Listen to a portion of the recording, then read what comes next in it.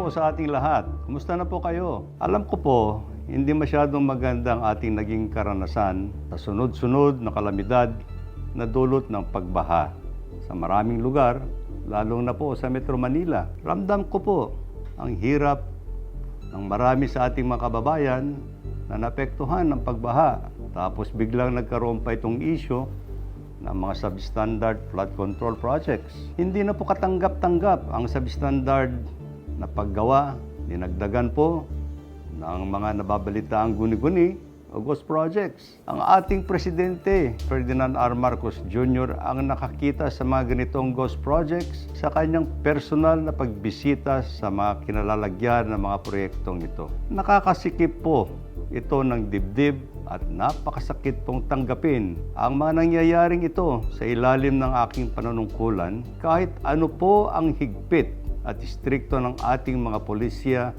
laban sa katiwalian. Meron ngang nananawagan sa akin na ako po raw ay mag-leave o kaya po ay mag-resign dahil po sa isyong ito. Yan po sana ang madaling gawin, mag-resign o talikuran ko ang problema, pero hindi po ang pag-alis o pag-iwas ng responsibilidad ang tamang paraan ng paghahanap ng solusyon.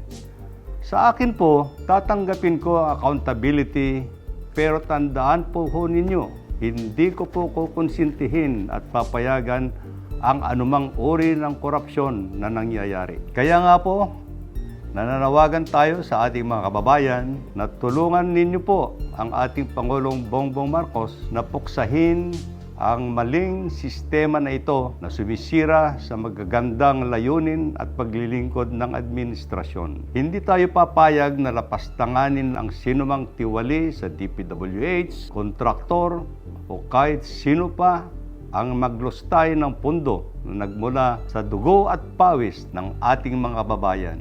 Gusto nating managot ng dapat managot, makulong ang dapat makulong. Sa katunayan, may mga ilang aksyon na tayong ginawa para matugunan ng iba't ibang issue.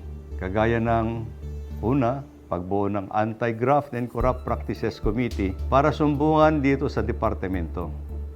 Pangalawa, pagpataw ng preventive suspension sa mga empleyado ng Bulacan 1st District Engineering Office mula sa District Engineer, Assistant District Engineer, at lahat ng section chiefs. Pangatlo, pag-reassign po sa Regional Director ng Region 4B. Pang-apat po, pagpataw ng preventive suspension sa District Engineer ng Batangas 1st District Engineering Office na nagtangkang manuhol sa isang kongresista. Panglima, pag-reassign sa Regional Office ng mga Assistant District Engineer at lahat ng mga Section Chiefs ng Batangas 1st District Engineering Office.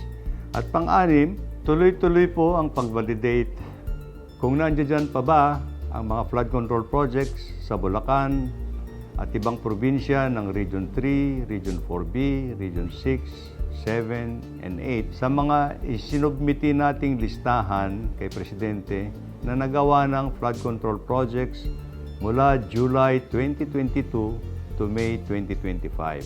Samantala, meron ng sinasagawang fraud audit ng Commission on Audit sa mga kaduda-dudang proyekto sa Bulacan 1st District Engineering Office at hayaan na po natin na silang mag-imbestiga ayon sa kanilang mandato. Hangad po nating lahat ang kalutasan ng problemang ito na kagagawan lang ng ilang sangkot at mga iskalawag. Kaya po kami nananawagan na magtulong-tulong tayo. Taas noo ko pong sinasabi sa inyong lahat.